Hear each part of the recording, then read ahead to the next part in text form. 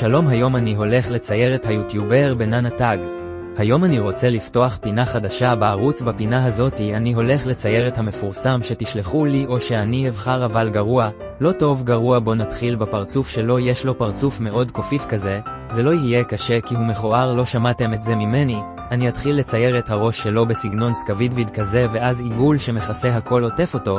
עכשיו אני אעשה את הפה והנחיריים ואת העיניים, החלק הכי קשה לדעתי. תזכרו, המטרה זה לצייר את המפורסם גרוע. אם אתה עכשיו צייר מקצועני ויש לך עכשיו ציור במוזיאון או סתם צייר טוב ממש, זה לא בשבילך ממש. עכשיו אני אצייר את הכובע שלו, ואני רק רוצה להגיד לכם, המטרה של ציור יראה כאילו אתה בן שנה. אוקיי, עכשיו בשביל שזה לא יראה מוזר אני אעשה את העיגול של הלוגו בצורה גרועה. חשוב מאוד לצייר עיגול הכי מכוער, לא ישר משהו גרוע.